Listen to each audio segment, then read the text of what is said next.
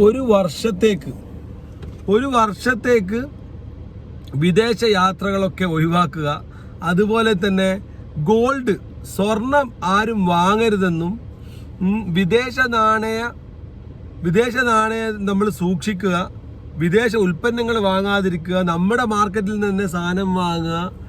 Okay, അപ്പോൾ നമ്മുടെ പ്രധാനമന്ത്രി ഗോൾഡ് വാങ്ങരുത് എന്ന് പറഞ്ഞത് നമ്മുടെ മാർക്കറ്റിനെ എങ്ങനെയാണ് ബാധിച്ചിരിക്കുന്നത്?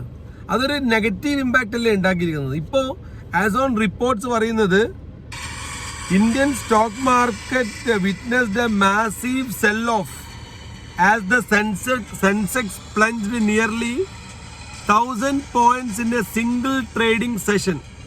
Okay, triggering panic among investors and wiping out an estimated 7 lakh crore, 7 lakh crore in the market value.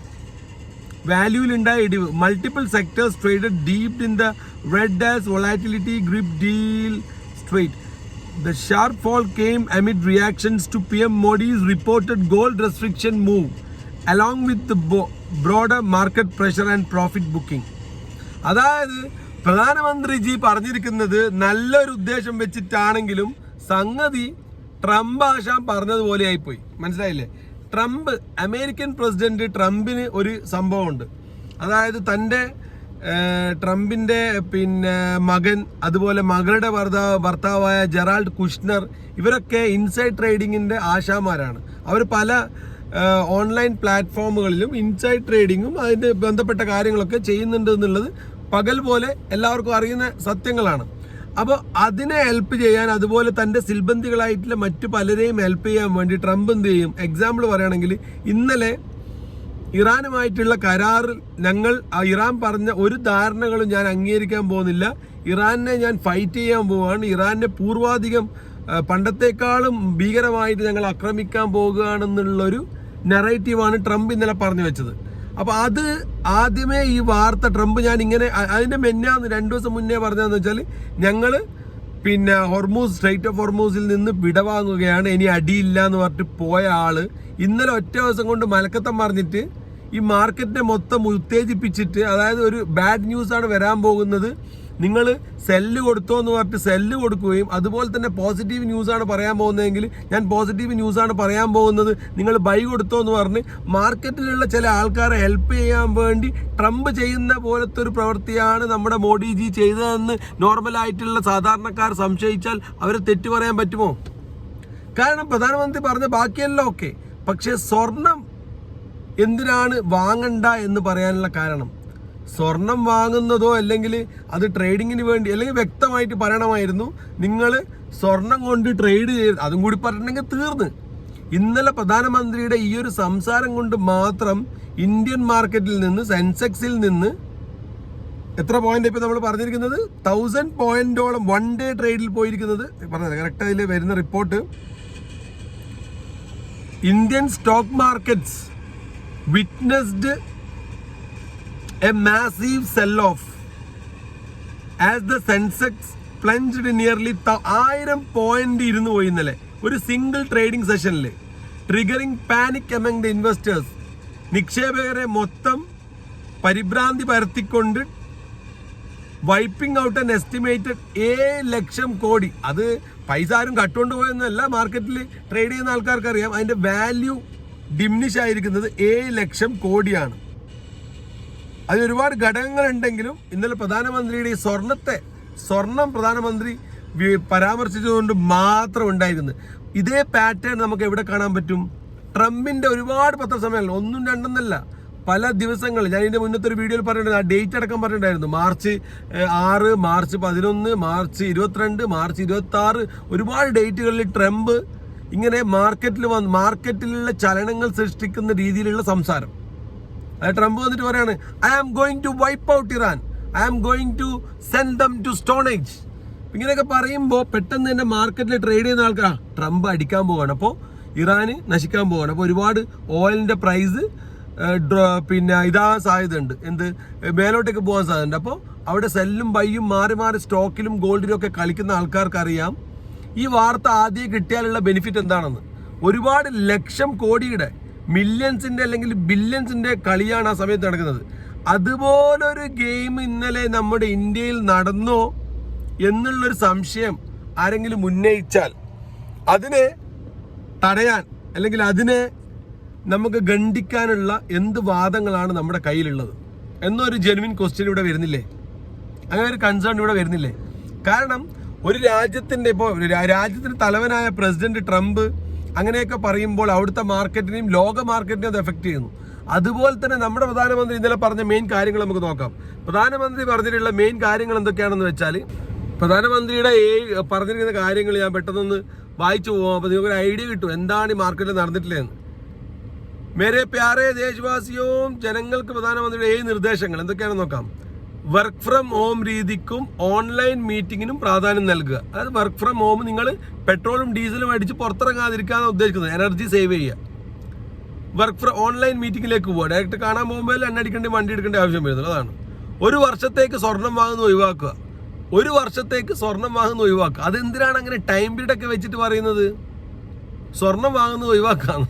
ഇപ്പോൾ കല്യാണം നടത്താൻ പോകുന്ന പെൺകുട്ടികൾക്ക് സ്വർണം കൊടുക്കുന്ന ആചാരം ഉണ്ടെങ്കിൽ അവരെ ചെറുക്കനോട് പറയാൻ പറ്റുമോ നീ ഒരു വർഷം കഴിഞ്ഞിട്ട് സ്വർണം തരാമേ പ്രധാനമന്ത്രി പറഞ്ഞതാണ് എന്ന് പറഞ്ഞിട്ട് പറയാൻ പറ്റുമോ? അങ്ങനെ ഒരു ഇത് നടക്കത്തില്ലല്ലോ, ഒരു പ്രാക്ടിക്കലി പോസിബിൾ അല്ല. അല്ലെ പിന്നെ ഇങ്ങനെ പറയണം, ഒരു വർഷത്തേക്ക് നിങ്ങൾ ട്രേഡ് ചെയ്യാതിരിക്കുക എന്ന് പറയാം. ട്രേഡേഴ്സിനോടാണ് പറയുന്നതെങ്കിൽ ആരെയാണ് അഭിസംബോധന ചെയ്തത്? നോർമൽ ജനങ്ങളെയാണ്.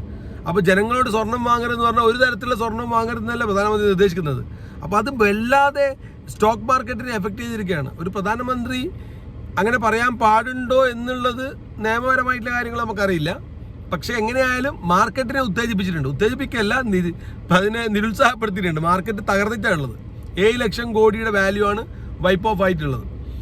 പെട്രോൾ ഡീസൽ ഉപയോഗം കുറച്ച് നിങ്ങൾ ഈ വാഹനങ്ങളിലേക്ക്, ഈ ഇലക്ട്രിക് വാഹനങ്ങളുടെ സെയിൽ കൂട്ടാനുള്ള ഒരു ശ്രമം കൂടി അദ്ദേഹം നടത്തുന്നുണ്ടെന്ന് നമ്മൾ പറയേണ്ടിയിരിക്കുന്നു. മെട്രോ അതുപോലെ പൊതുഗതാഗതം, ഗവൺമെന്റിലേക്ക് പണം വരുന്ന രീതിയിലുള്ള, നികുതിയിലേക്ക് ആവശ്യം വരുന്ന രീതിയിലുള്ള പൊതുഗതാഗതം നിങ്ങൾ ഉപയോഗിക്കുക.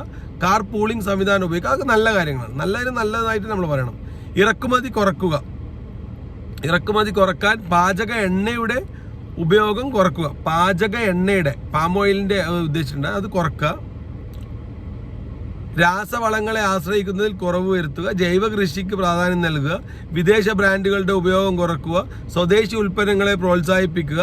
വിദേശ യാത്രകൾ കുറക്കുക. ആഭ്യന്തര ടൂറിസം പ്രോത്സാഹിപ്പിക്കുക. എല്ലാം അടിപൊളി. ഇതിന് ഓരോന്നിനെയും നമ്മൾ കീറി മുറിക്കാൻ നിന്നാൽ വലിയ വിഷയമായി പോകും. അത് എന്താന്ന് വെച്ച് കഴിഞ്ഞാൽ, തുറന്നു പറയാന്ന് വെച്ച് കഴിഞ്ഞാൽ, ഞാൻ ചോദിക്കട്ടെ, വിദേശ യാത്ര കുറക്കുക എന്നുള്ളത് ആദ്യം പ്രധാനമന്ത്രി കണ്ണാടി നോക്കിയിട്ട് അങ്ങ് പറഞ്ഞാൽ മതി. തുറന്നു പറയാലോ. വിദേശയാത്ര ഏറ്റവും കൂടുതൽ ഇന്ത്യയിൽ നടത്തിയിട്ടുള്ളത് പ്രധാനമന്ത്രി തന്നെയാണ്. അത് ആവശ്യത്തിനുണ്ട്, അനാവശ്യത്തിനുമുണ്ട്. മനസ്സിലായില്ലേ? ആവശ്യങ്ങൾക്ക് ഇപ്പോൾ ഒരു രാജ്യത്തിൻ്റെ ഫോറിൻ പോളിസിയെ ബാധിക്കുന്ന രാജ്യ നന്മയ്ക്ക് വേണ്ടിയുള്ള യാത്രകൾ വേറെ. പ്രധാനമന്ത്രി ഇപ്പോൾ പെട്ടെന്നൊരു യാത്ര ചാർട്ട് ചെയ്യുമ്പോൾ നമുക്ക് മനസ്സിലാവും അതെന്തോ അത്യാവശ്യത്തിന് പോയെന്ന് പറയാം. ഇദ്ദേഹം പ്ലാൻ ചെയ്ത് പോകുന്ന യാത്രകൾ അങ്ങ് കുറച്ചാൽ മതി. മനസ്സിലായില്ലേ? ടൂറുകൾ കുറക്കുക. അപ്പോൾ അത് സ്വയം വിമർശനം ഉൾക്കൊള്ളേണ്ട ഒരു കാര്യമാണ് മോഡിജി. അത് പിന്നെ പറയുന്നത് ആഭ്യന്തര ടൂറിസം പ്രോത്സാഹിപ്പിക്കുക. അത് നല്ലൊരു കാര്യമാണ്. നമ്മൾ ഇന്ത്യക്കാർ ആദ്യം ഇന്ത്യയുടെ ഉള്ളിലുള്ള എല്ലാ സ്ഥലങ്ങളും കണ്ട്, താജ്മഹൽ, കുത്തബ് മിനാർ, നമ്മുടെ കുളു, മണാലി, അല്ലേ, മിസോറാം, മറ്റേ ചിറാപുഞ്ചി, നമ്മുടെ സ്ഥലങ്ങളൊക്കെ, നമ്മുടെ ഇന്ത്യയുടെ ഉള്ളിലുള്ള സ്ഥലങ്ങളൊക്കെ നമ്മൾ ആദ്യം കണ്ട് എല്ലാം കാണണം. എല്ലാവരും ഇപ്പോൾ ഒറ്റയടിക്ക് തായ്ലൻഡ്, അമേരിക്കയിലൊക്കെ പോകുന്ന പോലെ അങ്ങനെ ഒരു ട്രെൻഡ് കൂടുതലാണ്. ദുബായിലേക്ക് പോവുക, ആ ഒരു ട്രെൻഡിലൊക്കെയാണ് നമ്മുടെ ഇന്ത്യയിലുള്ള ആൾക്കാർക്ക് ഇപ്പോൾ താല്പര്യം. അതൊക്കെ കുറക്കുക. വിദേശ ബ്രാൻഡുകളുടെ ഉപയോഗം കുറക്കുക. വിദേശ ബ്രാൻഡുകളുടെയും വിദേശ മദ്യത്തിൻ്റെയും ഇത് കുറക്കണം എന്നാണ് എൻ്റെ ഒരു അഭിപ്രായം. നമ്മുടെ നാട്ടിൽ ജോണി വാക്കർ അതുപോലെ പല വിദേശ ബ്രാൻഡുകളുടെയും ഒരുപാട് ഉപയോഗമുണ്ട്. മദ്യത്തിൻ്റെ എല്ലാത്തിൻ്റെയും കുറക്കേണ്ടതാണ്, അല്ലേ? വിദേശ ഉൽപ്പന്നങ്ങളുടെ മൊത്തത്തിലുള്ള ഒരു ഉപയോഗം എല്ലാവരും കുറക്കേണ്ടതാണ്. നല്ലൊരു കാര്യമാണ്. നാട്ടിൽ ഒരുപാട് ഉപയോഗിക്കുന്നുണ്ട് ആൾക്കാർ. രാസവളങ്ങളെ ആശ്രയിക്കുന്നതിൽ കുറവ് വരുത്തുക. രാസവളങ്ങൾ ഉപയോഗിക്കാതിരിക്കുക എന്ന് പറയണം. അതാണ് രോഗങ്ങൾ വരുത്തുന്നത്. ജൈവവളങ്ങളും ജൈവ പച്ചക്കറിയും പ്രോത്സാഹിപ്പിക്കുക. നല്ല കാര്യമാണ് പ്രധാനമന്ത്രി പറഞ്ഞത്. ഇറക്കുമതി കുറക്കാൻ പാചക എണ്ണയുടെ ഉപയോഗം, അത് വലിയൊരു ഡിബേറ്റബിൾ ടോപ്പിക്കാണ്. പാചക എണ്ണയുടെ ഉപയോഗം കുറക്കുക എന്ന് പറഞ്ഞാൽ എണ്ണ ഉപയോഗിക്കാതെ എന്താണ് ഉണ്ടാക്കാൻ പറ്റുന്നത്? ഒരു കറി മുതലായിക്കോട്ടെ, കറി മുതൽ ചപ്പാത്തി, പൂരി എന്തായാലും എണ്ണയിലാണ് ഉണ്ടാക്കാൻ പറ്റുമോ? അത് വലിയൊരു വിഷയമാണ്. അപ്പോൾ ആ ടോപ്പിക്കിൽ നമുക്ക് എന്ത് ചെയ്യാൻ പറ്റുന്നുള്ളത് ഡിബേറ്റബിൾ ആണ്. അതൊരു ഡിസ്കസബിൾ ടോപ്പിക്കാണ്. എണ്ണയുടെ ഉപയോഗം എന്ന് പറയുന്നത് നല്ലതും എടുക്കും പറയാൻ, അത് എങ്ങനെ ചെയ്യണം എന്നുള്ളത് കണ്ടറിന് മുന്നോട്ട് പോകും. ഹോട്ടലുകൾ കൂട്ടേണ്ടി വരും. എണ്ണയില്ലാതെ എന്താ ഉണ്ടാക്കാൻ പറ്റുന്ന അവർ വെച്ചതാണ് വിഷയമാണത്. പ്രധാനമന്ത്രി നല്ല ഉദ്ദേശിച്ച് പറഞ്ഞായിരിക്കും, പക്ഷെ അത് ജനങ്ങൾ എങ്ങനെ എടുക്കുന്നുള്ളത് പറയാം. ഞാനിപ്പം നമ്മുടെ അഭിപ്രായം നമുക്ക് പറഞ്ഞു പോവാം, അത്രേ ഉള്ളൂ. പിന്നെ പെട്രോൾ ഡീസൽ ഉപയോഗം കുറച്ച് ഈ വാഹനങ്ങളിലേക്ക് മാറുക, പെട്രോൾ ഡീസലിൻ്റെ ഉപയോഗം കുറക്കുക, അത് നല്ലൊരു കാര്യമാണ്. പെട്രോൾ ഡീസൽ ഒരുപാട് ഉപയോഗിക്കുന്നുണ്ട് ആൾക്കാർ, അത് കുറക്കണം. ഈ വാഹനങ്ങളിലേക്ക് പോകുന്നത് ഇലക്ട്രിസിറ്റിയുടെ വില ഗവൺമെൻറ്റും കുറക്കണം. ഈ വാഹനം എന്ന് പറഞ്ഞാൽ ഇലക്ട്രിസിറ്റി ചാർജ് ചെയ്യാനുള്ള പോയിന്റുകളുടെ എണ്ണം കൂട്ടുക, ഇലക്ട്രിസിറ്റി ചാർജ് കുറക്കുക, അതും ഗവൺമെൻറ് ചെയ്യണം. അല്ലെങ്കിൽ ചില ഈ വാഹനങ്ങളുടെ സെയിൽസ് കൂട്ടണമെങ്കിൽ നിങ്ങളൊരു 5 കൊല്ലത്തേക്ക് ഇലക്ട്രിസിറ്റി ഫ്രീയും കൊടുക്കണം അതിൻ്റെ ആ വാഹനങ്ങൾ ഉപയോഗിക്കുന്ന ആൾക്കാർക്ക്, എന്നാലേ ആൾക്കാർ എടുക്കുക. അങ്ങനെ നിങ്ങൾ സബ്സിഡി കൊടുക്കണം. സെയിൽസ് കൂട്ടണേ നിങ്ങൾ അതിൻ്റെ ഒരു പ്രൊമോഷൻ വെക്കണം, ഓഫർ വെക്കണം. വെറുതെ വന്നിട്ട് പറഞ്ഞാലൊന്നും ആൾക്കാർ മേടിക്കോ? നോ. പിന്നെന്താണ് അദ്ദേഹം പറയുന്നത് നോക്കാം. മെട്രോ പൊതുഗതാഗതം, മെട്രോയിലെ അവസ്ഥ എന്ന് പറഞ്ഞാൽ മറ്റേ ഡൽഹി മുംബൈയിലൊക്കെ മെട്രോൻ്റെ അവസ്ഥ എന്ന് പറഞ്ഞാൽ മറ്റേ തൃശ്ശൂർ പൂരം പോലെ ജനങ്ങൾ കുത്തിയറച്ച ഇപ്പം തന്നെ പോകുന്നത്. ഇനി അതിലും കൂടി കൂടുതൽ ആൾക്കാർ പോയി കഴിഞ്ഞാൽ അതൊരു ട്രാജഡി ആയിട്ട് മെട്രോയിൽ ഒന്നും തള്ളും കാരണം ആൾക്കാർ മരിച്ചു എന്ന് പറയേണ്ടി വരും. അപ്പോൾ അതൊന്നും പ്രാക്ടിക്കലി പോസിബിൾ അല്ല പ്രധാനമന്ത്രിജി എന്നാണ് എനിക്ക് തോന്നുന്നത്. അതുപോലെ കാർ പൂളിംഗ് സംവിധാനം അതും ഒക്കെയാണ്. കാർ പൂളിംഗ്, ഒരേ ഏരിയയിലേക്ക് പോകുന്ന ആൾക്കാർ, ഒരു കമ്പനിയിൽ വർക്ക് ചെയ്യുന്ന ആൾക്കാരൊക്കെ ഒരാൾ ഓരോ വണ്ടി എടുത്ത് പോകുന്നതിന് പകരം എല്ലാവരും ഒരു വണ്ടിയിൽ പോവുക, അല്ലെങ്കിൽ 4 ആൾ കൂടി ഒരു വണ്ടിയിൽ പോവുക. അങ്ങനെ വണ്ടികളുടെ എണ്ണം കൊണ്ട് പൊല്യൂഷനും കുറക്കുന്നതൊക്കെ യൂറോപ്പിലൊക്കെ പ്രാബല്യത്തിൽ വന്നിട്ടുള്ള കാര്യങ്ങളാണ്. വീടിൻ്റെ അടുത്താണ് നിങ്ങൾ പോകുന്നതെങ്കിൽ സൈക്കിൾ ഓട്ടി പോവുക, നല്ല കാലാവസ്ഥയിൽ ചൂട് കുറവുള്ള സമയങ്ങളിൽ. ഇനി കാറിലോ പിന്നെ 4 വീലറിലോ പോകണമെന്ന് ആഗ്രഹമുള്ള ആൾക്കാർ 3-4 ആൾക്കാർ കൂടി ഒരു വണ്ടിയിൽ പോവുക. അതൊക്കെ നമ്മുടെ യൂറോപ്യൻ രാജ്യങ്ങളൊക്കെ എത്രയോ വർഷങ്ങൾ മുമ്പേ ചെയ്യുന്ന കാര്യങ്ങളാണ്. അതൊക്കെ ഓക്കെയാണ്. ആകെ കൂടി എനിക്ക് പിടിക്കാത്ത സംഭവം എന്ന് പറഞ്ഞാൽ ഈ 1 വർഷത്തേക്ക് സ്വർണം വാങ്ങുന്നത് ഒഴിവാക്കുക എന്നുള്ളത്. സ്വർണം വാങ്ങുന്നത് ഒഴിവാക്കുക എന്നുള്ളത് എനിക്ക് ആസ് എ സൗത്ത് ഇന്ത്യൻ മാൻ, കേരളത്തിലുള്ള ഒരാളെന്ന നിലക്ക് സ്വർണം ഒഴിവാക്കിയിട്ടുള്ള നമ്മളെ ഒരു കാര്യം എന്ന് വെച്ചാൽ അങ്ങനെ വലിയ റിച്ച് ആയിട്ടുള്ള ആൾക്കാരൊന്നല്ല, ഒരു സാധാരണഗതിയിൽ ഒരു കോമൺ മാൻസ് നീഡ് എന്ന് പറയുകയാണെങ്കിൽ തന്നെ ഇപ്പോൾ ഒരു മകളെ കല്യാണം കഴിച്ചേക്കുമ്പോൾ മിനിമം ഒരു 10 പവന് കൊടുക്കുക എന്നുള്ള ഒരു രീതി ഫോളോ ചെയ്യുന്ന ആൾക്കാരാണ് നമ്മളെ കേരളത്തിലൊക്കെ ഉള്ള ആൾക്കാർ. അത് ഉള്ളവരും ഇല്ലാത്തവരും എല്ലാം ഒരുപോലെ ചെയ്യുന്നതാണ്. അപ്പോൾ കടം വാങ്ങിയിട്ട് ലോൺ, എനിക്കറിയുന്ന നേരിട്ടറിയുന്ന എത്രയോ ആൾക്കാർ കടം വാങ്ങിയിട്ടും ലോൺ എടുത്തിട്ടും പിന്നെ കുറി നടത്തിയിട്ടൊക്കെ ഇങ്ങനെ പണം സ്വരൂപിച്ച് ഗോൾഡ് വാങ്ങി മക്കളെ കെട്ടിച്ചയക്കുന്ന ആൾക്കാരുണ്ട്. അപ്പോൾ സ്വർണം ഒഴിവാക്കിയിട്ട് പരിപൂർണമായി ഒഴിവാക്കിയിട്ടുള്ളൊരു മുന്നോട്ടേക്കുള്ളൊരു യാത്ര കേരളത്തിലൊന്നും ഒരിക്കലും നടക്കുന്നില്ല. നോർത്ത് ഇന്ത്യയിലെ രീതി എനിക്കറിയില്ല.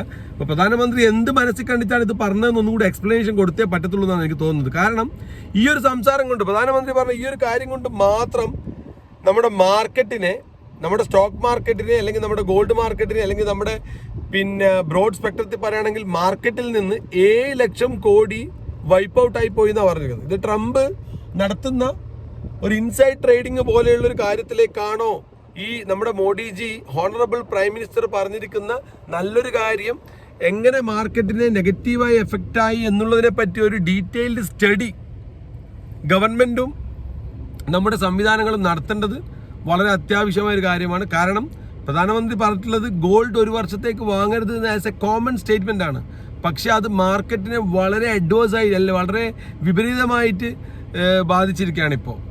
അപ്പോൾ ഈ ഒരു വിഷയത്തിൽ ബാക്കി വിഷയങ്ങളൊക്കെ നമുക്ക് അംഗീകരിക്കാവുന്നതാണ്. അപ്പോൾ ഈ ഒരു സംഭവം ഗോൾഡിൻ്റെ മാത്രം അദ്ദേഹം ഏത് പേഴ്സ്പെക്റ്റീവിലാണ്, ഏത് പോയിന്റ് ഓഫ് വ്യൂവിലാണ് അദ്ദേഹം പറഞ്ഞിരിക്കുന്നത് എന്നുള്ളത് ഡിബേറ്റബിൾ ആയിട്ടുള്ള, ആർഗ്യുമെൻറ്റബിൾ ആയിട്ടുള്ള ഒരു ടോപ്പിക് തന്നെയാണ്. So will see you in the next video. Bye guys.